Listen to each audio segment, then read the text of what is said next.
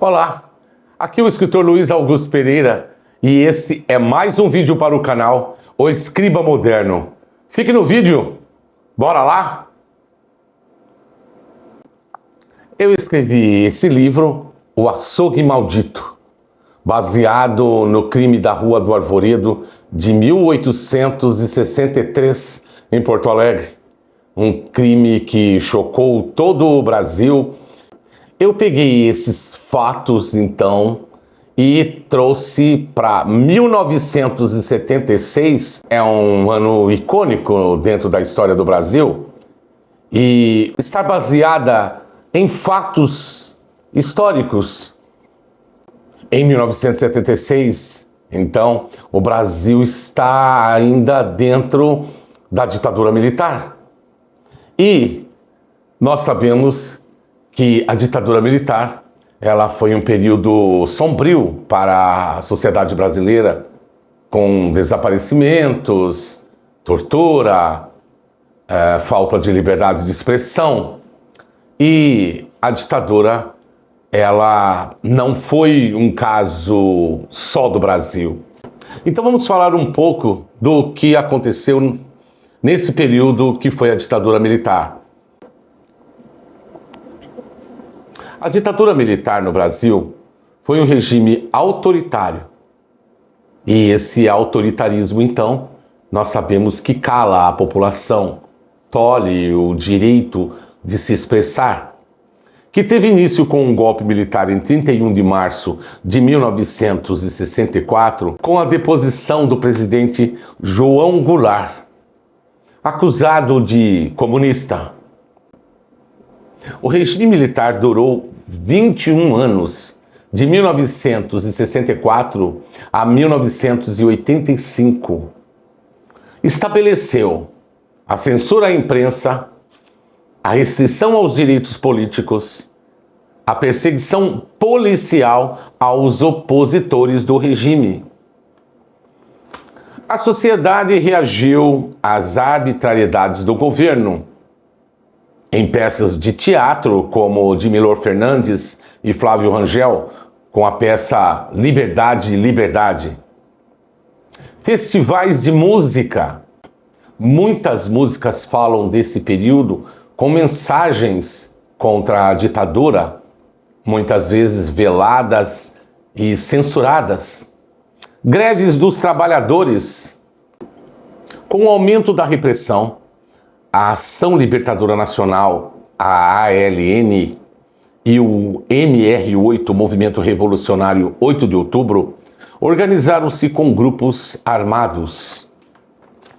O forte clima de tensão foi agravado com o discurso do deputado Márcio Moreira Alves, pedindo ao povo que não comparecesse às comemorações do dia 7 de setembro como forma de protesto contra o regime. Então, para conter as manifestações de oposição, o general Costa e Silva decretou em dezembro de 1968 o Ato Institucional número 5, o AI-5. Nós tivemos o AI-1, o AI-2, o AI-3, o AI-4 e o AI-5, um dos mais repressores, que suspendia as atividades do Congresso e autorizava a perseguição de opositores. Bem, e hoje? Como está a nossa sociedade? Estamos revivendo esse período de repressão? De falta de liberdade de expressão? De censura sendo imposta nas redes sociais? Impedindo a liberdade de expressão? Perseguindo opositores? A história é cíclica. Ela se repete, infelizmente. É bom que nós entendamos que quem está no poder mata e morre por ele. Infelizmente, o Brasil ainda está longe de sua liberdade plena. Nós, então, pegamos esse gancho do açougue, colocamos num período bastante conturbado do nosso país, de um sistema implacável, trazemos para o açougue maldito a história e vamos contando a história de uma pessoa que quer ficar tranquila, em paz, criar seu filho de uma forma sossegada, sem tantas preocupações. Vamos então hoje ler o capítulo 4 do Açougue Maldito de Luiz Augusto Pereira. No capítulo anterior, no vídeo anterior, nós vemos o carroceiro assustado ao olhar a casa, ao contemplar aquela casa abandonada, cheia de mato, aquela imponência do passado agora decadente. Vamos começar então o capítulo 4 do Açougue Maldito de Luiz Augusto Pereira. Aqui com o nosso marcador. Capítulo 4. Ela nem acreditou. Tudo aquilo estava precisando de uma reforma geral. Parecia uma casa assombrada. Ficou olhando de longe, avistando a casa tomada pelo mato, com a tinta descorada. Teria que dar uma bela reforma. Desceu da carroça, segurando firme o pequenino, que agora finalmente acordado, olhando tudo sem saber o que estava acontecendo, arregalou os olhos, cheio de surpresa. Ela sorriu, dando um beijo no menino, que olhou assustado para o homem, sem saber quem ele era. Ela desceu, já agradecendo a carona. Ele foi pegar as malas dela, acompanhando-a até a casa, deixando a égua velha sozinha na rua. Abriu o portão, que rangeu muito, e o homem foi logo dizendo que poderia indicar um amigo pedreiro que talvez pudesse lhe ajudar com a reforma. Pareceu meio receoso de entrar, mas não iria deixá-la sozinha. Levou as malas para ela, que agradeceu mais uma vez, procurando as chaves, atravessando o imenso quintal abandonado e assustador. Abriu a porta da sala, já carcomida pelo tempo e pela umidade. Entrou. Ele, meio desconfiado, acompanhou-a, deixando as malas por ali mesmo na sala, que contava com alguns móveis antigos. A poltrona, que tinha sido do pai, ainda estava por ali, meio amarelada, bastante empoeirada.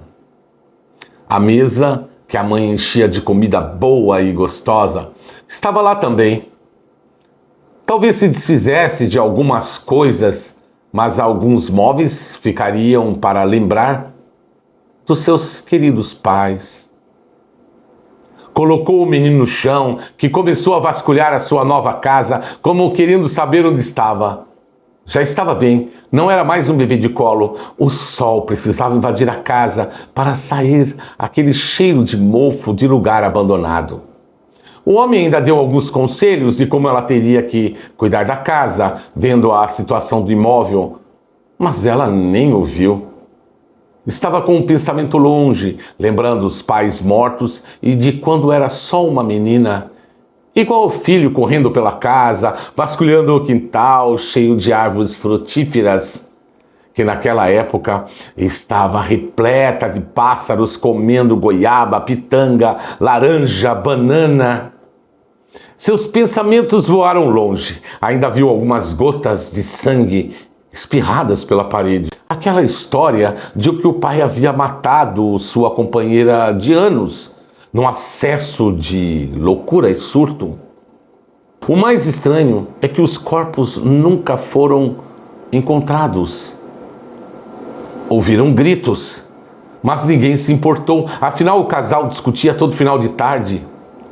Alguém ainda viu o corpo da mulher estirado na cama, cheio de facadas, e o homem enforcado na varanda.